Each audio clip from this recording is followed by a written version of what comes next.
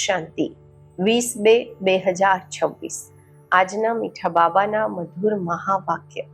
મીઠા બાળકો, તમને કમાઈનો ખૂબ શોખ હોવો જોઈએ. આ ભણવું જ કમાઈ છે. આ ભણતર એ આત્માની કમાઈ છે. પ્રશ્ન છે, જ્ઞાનના વગર કઈ ખુશીની વાત પણ વિઘ્નરૂપ બની જાય છે? ઉત્તર છે, સાક્ષાત્કાર થવો. આ છે તો ખુશીની વાત, પરંતુ જો યથાર્થ રૂપથી જ્ઞાન નથી તો વધારે જ મૂંઝાઈ જાય છે. સમજો, કોઈને બાપનો સાક્ષાત્કાર થયો, બિંદુ જોયું તો શું સમજશે? વધારે જ મૂંઝાશે. એટલે જ્ઞાનના વગર સાક્ષાત્કારથી કોઈ પણ ફાયદો નથી. આમાં વધારે જ માયાના વિઘ્ન પડવા લાગે છે. ઘણાને સાક્ષાત્કારનો ઉલટો નશો પણ ચડી જાય છે. ગીત છે, તકદીર જગા કર આઈ હું, મેં એક નઈ દુનિયા બસા કર લાઈ હું. ઓમ શાંતિ. મીઠા મીઠા રૂહાની બાળકોએ ગીત સાંભળ્યું. નવાઓએ પણ સાંભળ્યું, જૂનાઓએ પણ સાંભળ્યું, કુમારોએ પણ સાંભળ્યું કે આ પાઠશાળા છે. પાઠશાળામાં કોઈને કોઈ તકદીર બનાવવામાં આવે છે. ત્યાં તો અનેક પ્રકારની તકદીર છે. કોઈ સર્જન બનવાની, કોઈ બેરિસ્ટર બનવાની તકદીર બનાવે છે. તકદીરને લક્ષ્ય અને ઉદ્દેશ્ય કહેવામાં આવે છે. તકદીર બનાવ્યા વગર પાઠશાળામાં શું ભણશે? અત્યારે અહીંયા બાળકો જાણે છે કે અમે પણ તકદીર બનાવીને આવ્યા છીએ. નવી દુનિયાના માટે પોતાનું રાજ્ય ભાગ્ય લેવા આવ્યા છીએ. આ રાજયોગ છે જ નવી દુનિયાના માટે. તે છે જૂની દુનિયાના માટે.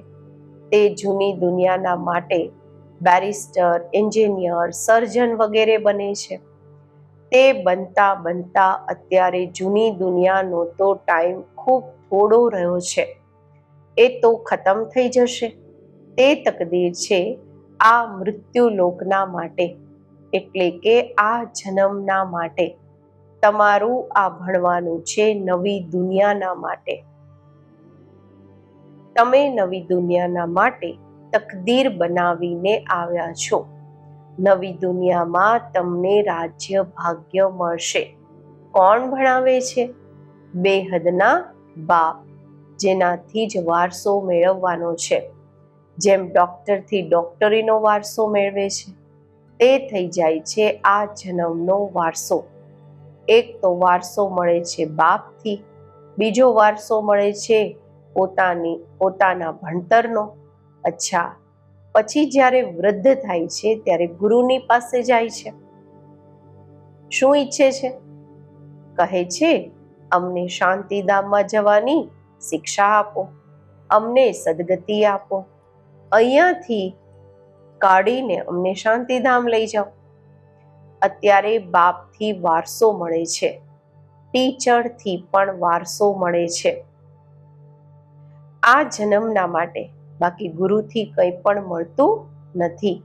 ટીચરથી ભણીને કંઈક ને કંઈક વારસો મેળવે છે. ટીચર બનશે, આવા કે જે સ્વિંગ ટીચર, સિલાઈના ટીચર પણ બનશે. કારણ કે આજીવિકા તો જોઈએ ને. કોઈ પણ વસ્તુ આપણે જ્યારે બીજાને શીખવીએ તો આપણે એના ટીચર, ગુરુ થઈ ગયા. એનાથી આત્માની કમાઈ થાય છે, ચાહે કોઈ કળા પણ કેમ ના હોય. બાપનો વારસો હોવા છતાં પણ ભણે છે કે અમે પણ પોતાની કમાઈ કરીએ. લૌકિક બાપ એને પ્રોપર્ટી વારસો આપે, છતાં પણ ભણે કે અમે પણ પોતાના પગ ઉપર ઊભા રહીએ, અમે પણ કમાઈ કરીએ. ગુરુથી તો કંઈ પણ કમાઈ થતી નથી. હા, કોઈ ગીતા વગેરે સારી રીતે ભણીને પછી ગીતા પર ભાષણ વગેરે કરે છે. આ બધું છે અલ્પકાળ સુખના માટે. અત્યારે તો આ મૃત્યુલોકમાં છે થોડો સમય. જૂની દુનિયા ખતમ થવાની છે. તમે જાણો છો અમે નવી દુનિયાની તકદીર બનાવવા આવ્યા છીએ. આ જૂની દુનિયા ખતમ થવાની છે. બાપની કે પોતાની મિલકત પણ ભસ્મ થઈ જશે. પોતાની મિલકત હોય કે બાપની, કંઈ બચવાનું નથી, બધું ભસ્મ થઈ જવાનું છે. હાથ પછી ખાલી થઈ જશે. અત્યારે તો કમાઈ જોઈએ આ નવી દુનિયાના માટે. જૂની દુનિયાના મનુષ્ય તો ત્યાં કરાવી નહીં શકે. નવી દુનિયાના માટે કમાઈ કરાવવા વાળા છે શિવ બાબા. અહીંયા તમે નવી દુનિયાના માટે તકદીર બનાવવા આવ્યા છો. તે બાપ જ તમારા બાપ પણ છે, ટીચર પણ છે, ગુરુ પણ છે અને તે આવે પણ છે સંગમ પર. ભવિષ્યના માટે કમાઈ કરતા શીખવાડે છે. અત્યારે આ જૂની દુનિયામાં થોડો સમય છે. તે દુનિયાના મનુષ્ય નથી જાણતા. કહેશે નવી દુનિયા પછી ક્યારે આવશે. આ ગપોડા મારવા વાળા છે. એવા સમજાવવા વાળા પણ ખૂબ છે. બાપ કહેશે નવી દુનિયા સ્થાપન થાય છે. બાળક કહેશે આ તો ગપોડું છે. તમે બાળકો સમજો છો નવી દુનિયાના માટે આ અમારા બાપ, ટીચર અને સદગુરુ છે. બાપ આવે જ છે શાંતિધામ, સુખધામમાં લઈ જવા. કોઈ તકદીર નથી બનાવતા. એનો મતલબ કંઈ પણ સમજતા નથી. એક જ ઘરમાં સ્ત્રી ભણે છે, પુરુષ નહીં ભણશે. બાળકો ભણશે, મા બાપ નહીં ભણશે. એવું થતું રહે છે.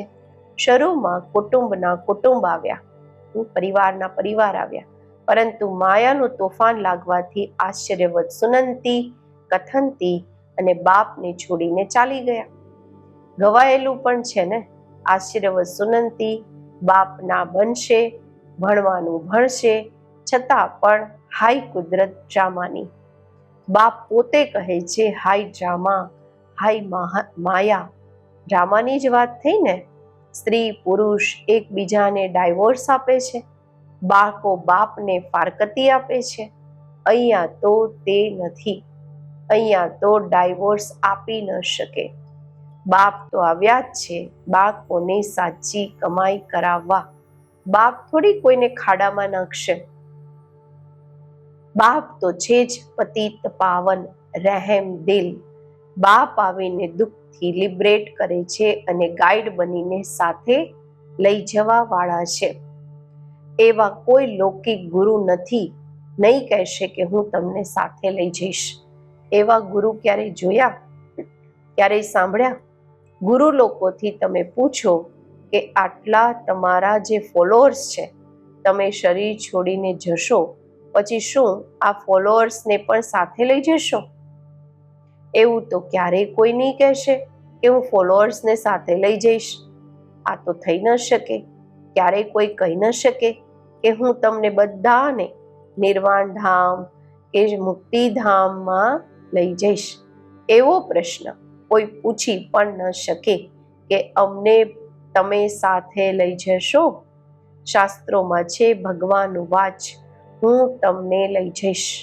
મચ્છરોની જેમ બધા જાય છે. સતયુગમાં તો મનુષ્ય થોડા હોય છે. કળિયુગમાં તો ઢેર મનુષ્ય છે, અનેક મનુષ્ય છે. શરીર છોડી બાકી આત્માઓ હિસાબ કિતાબ ચૂકતું કરીને ચાલી જશે. ભાગવાનું જરૂર છે.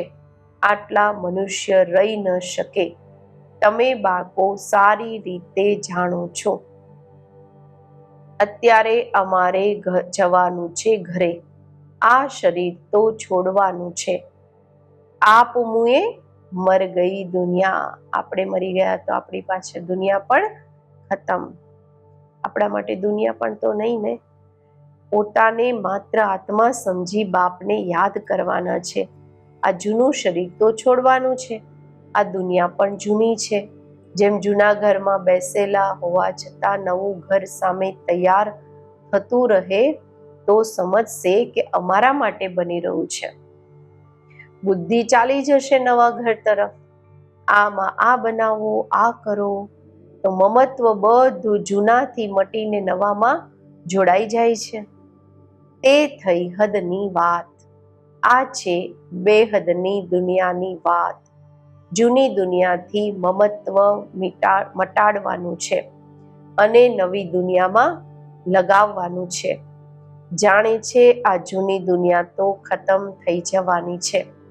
નવી દુનિયા છે સ્વર્ગ. એમાં અમે રાજાઈ પદ પામીએ છીએ. જેટલા યોગમાં રહેશું, જ્ઞાનની ધારણા કરીશું, બીજાને સમજાવીશું, એટલો ખુશીનો પારો ચઢશે. મોટું ભારી આટલું મોટી ભારી પરીક્ષા છે. અમે સ્વર્ગના 21 જન્મોના માટે વારસો મેળવી રહ્યા છીએ. સાહુકાર બનવું તો સારું છે ને, મોટી આયુ મળી તો સારું છે ને. સૃષ્ટિ ચક્રને યાદ કરીશું. જેટલા જે આપ સમાન બનાવશે એટલો ફાયદો છે. રાજા બનવું છે તો પ્રજા પણ બનાવવાની છે. પ્રદર્શનીમાં એટલા ધેર આવે છે, તે બધી પ્રજા બનતી જશે, કારણ કે આ વિનાશી જ્ઞાનનો વિનાશ તો થતો નથી. બુદ્ધિમાં આવી જશે. પવિત્ર બની પવિત્ર દુનિયાના માલિક બનવાનું છે. પુરુષાર્થ વધારે કરશે તો પ્રજામાં ઉચ્ચ પદ પામશે, નહીં તો ઓછા પદવાળી પ્રજા બનશે. નંબરવાર તો હોય છે ને. રામ રાજ્યની સ્થાપના થઈ રહી છે. રાવણ રાજ્યનો વિનાશ થઈ જશે. સતયુગમાં તો હશે જ દેવતાઓ. બાબાએ સમજાવ્યું છે, યાદની યાત્રાથી તમે સતો પ્રધાન દુનિયાના માલિક બનશો. માલિક તો રાજા પ્રજા બધા હોય છે. પ્રજા પણ કહેશે, ભારત અમારો સૌથી ઊંચો છે. બરોબર, ભારત ખૂબ ઊંચ હતું. અત્યારે થોડી છે, હતો જરૂર. અત્યારે તો બિલકુલ જ ગરીબ થઈ ગયું છે. પ્રાચીન ભારત સૌથી સાહુકાર હતું. તમે જાણો છો બરોબર, અમે ભારતવાસી સૌથી ઉચ્ચ દેવી દેવતા કુળના હતા. બીજા કોઈને દેવતા નથી કહેવામાં આવતા. અત્યારે તમે બાળકીઓ આ ભણો છો, તમે કન્યાઓ આ ભણો છો, પછી બીજાને સમજાવવાનું છે. મનુષ્યોને સમજાવવાનું તો છે ને. તમારી પાસે ચિત્ર પણ છે, તમે સિદ્ધ કરીને બતાવી શકો છો. એમણે આ પદ કેવી રીતે પામ્યું, લક્ષ્મીનારાયણે એમણે કેવી રીતે મેળવ્યું, અંગે અક્ષરે એટલે કે તિથિ તારીખ સહિત તમે સિદ્ધ કરી શકો છો. અત્યારે ફરીથી આ પદ પામી રહ્યા છે શિવ બાબાથી. એમનું ચિત્ર પણ છે. શિવ છે પરમ પિતા પરમાત્મા. બાપ કહે છે, બ્રહ્મા દ્વારા તમને યોગ બળથી 21 જન્મોનો વારસો મળે છે. સૂર્યવંશી દેવી દેવતા વિષ્ણુપુરીના તમે માલિક બની શકો છો. શિવ બાબા દાદા બ્રહ્મા દ્વારા આ વારસો આપી રહ્યા છે. પહેલા આમની આત્મા સાંભળે છે, આત્મા જ ધારણ કરે છે. મૂળ વાત તો છે જ આ. ચિત્ર તો શિવનું બતાવે છે. આ ચિત્ર પરમ પિતા પરમાત્મા શિવનું છે. બ્રહ્મા વિષ્ણુ શંકર છે સૂક્ષ્મ વતનના દેવતાઓ. પ્રજાપિતા બ્રહ્મા તો જરૂર અહીંયા જોઈએ. પ્રજાપિતા બ્રહ્માના બાળકો બ્રહ્મા કુમાર અને કુમારીઓ અનેક છે. જ્યાં સુધી બ્રહ્માના બાળકો ન બને તો બ્રાહ્મણ ન બની શકે. તો શિવ બાબાથી વારસો કેવી રીતે લેશે? કોખની પેદાઈશ તો હોઈ ન શકે. ગાવામાં પણ આવ્યું છે. શું ગાવામાં આવે છે? મુખ વંશાવલી. તમે કહેશો અમે પ્રજાપિતા બ્રહ્માની મુખ વંશાવળી છીએ. તે ગુરુઓના ફોલોઅર્સ હોય છે. અહીંયા તમે એક ને જ બાપ ટીચર સદગુરુ કહો છો. એ પણ આમને નથી કહેતા, બ્રહ્મા બાબા નથી કહેતા. નિરાકાર શિવ બાબા પણ છે, જ્ઞાનના સાગર છે. સૃષ્ટિના આદિ મધ્ય અંતનું જ્ઞાન આપે છે. ટીચર પણ તે નિરાકાર છે, જે સાકાર દ્વારા જ્ઞાન સંભળાવે છે. આત્મા જ બોલે છે. આત્મા કહે છે, મારા શરીરને તંગ નહીં કરો. આત્મા દુઃખી થાય છે તો સમજણ આપવામાં આવે છે. જ્યારે કે વિનાશ સામે ઊભો છે. પારલૌકિક બાપ આવે જ છે અંતમાં બધાને પાછા લઈ જવા. બાકી જે કંઈ પણ છે આ બધું વિનાશ થવાનું છે. આને કહેવામાં આવે છે મૃત્યુલોક. સ્વર્ગ તો અહીંયા પૃથ્વી પર હોય છે. દેલવાડા મંદિર બનેલું છે, નીચે તપસ્યા કરી રહ્યા છે, ઉપરમાં છે સ્વર્ગ. નહીં તો ક્યાં બતાડે, ક્યાં દેખાડે? ઉપરમાં દેવતાઓના ચિત્ર બતાવેલા છે. તે પણ હશે તો અહીંયાને સમજાવવાની ખૂબ યુક્તિ જોઈએ. મંદિરોમાં જઈને સમજાવવું જોઈએ. આ શિવ બાબાનું યાદગાર છે, જે શિવ બાબા અમને ભણાવી રહ્યા છે. શિવ છે વાસ્તવમાં બિંદી, પરંતુ બિંદીની પૂજા કેવી રીતે કરવામાં આવે, ફળ ફૂલ કેવી રીતે ચડાવવામાં આવે, એટલે મોટું રૂપ બનાવ્યું છે. આટલું મોટું તો કોઈ હોતું નથી. ગાવામાં પણ આવે છે, ભ્રુકુટીની વચ્ચે ચમકે છે અજબ સિતારો. છે પણ અતિ સૂક્ષ્મ બિંદી છે. મોટી વસ્તુ હોય તો સાયન્સ વગેરે વાળા ઝટ એને પકડી લે. ન એટલા હજાર સૂર્યોથી તેજ વાળા છે, કંઈ પણ નથી. કોઈ ભગત લોકો પણ આવે છે ને, કહે છે બસ અમને આ ચહેરો જોવામાં આવે છે. બાબા સમજે છે એને પરમપિતા પરમાત્માનો પૂરો પરિચય મળ્યો નથી. હજુ તકદીર જ નથી ખુલી. જ્યાં સુધી બાપને ન જાણે, આ ન સમજે કે અમારી આત્મા બિંદી સમાન છે, શિવ બાબા પણ બિંદી છે, એને યાદ કરવાના છે, એવું સમજી જ્યારે યાદ કરે ત્યારે વિકર્મ વિનાશ થાય.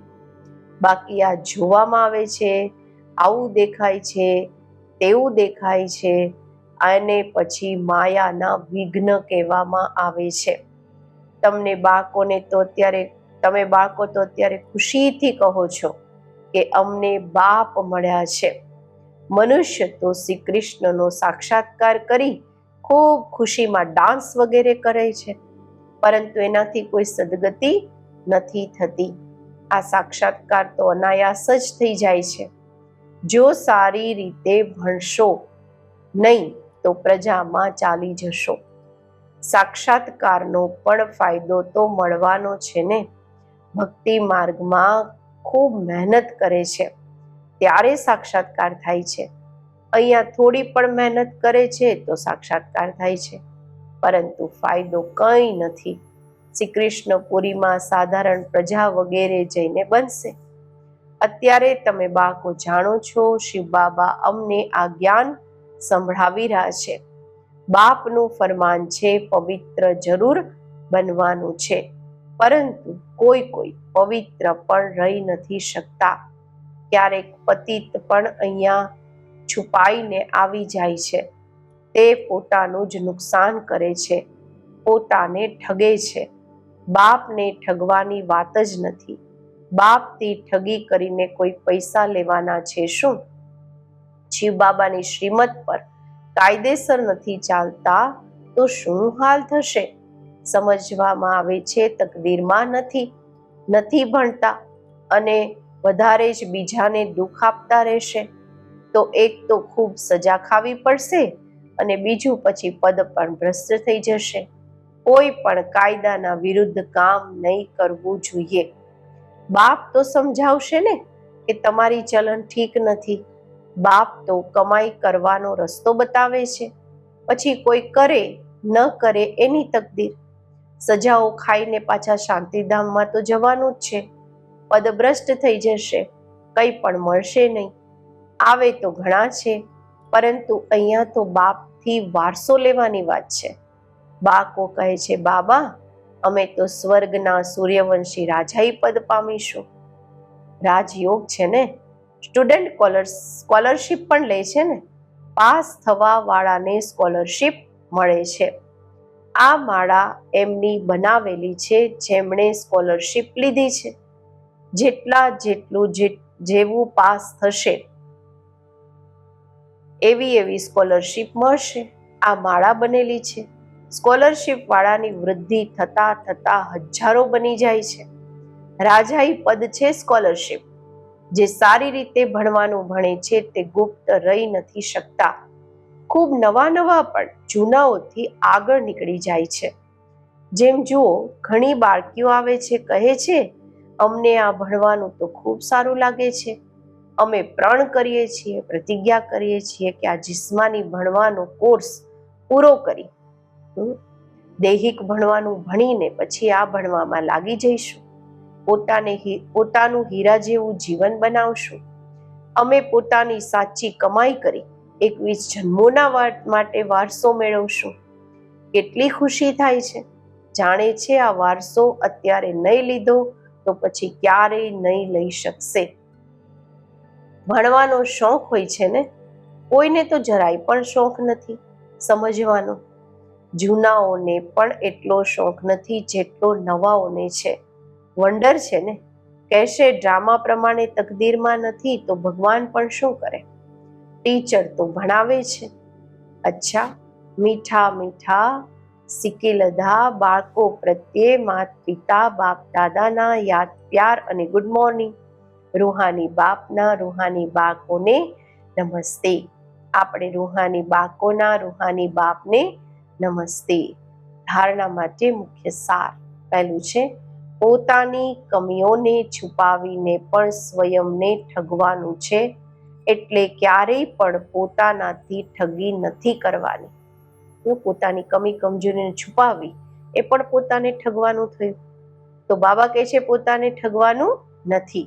બીજું, પોતાની ઊંચી તકદીર બનાવવાના માટે કોઈ પણ કામ કાયદાના વિરુદ્ધ નથી કરવાનું.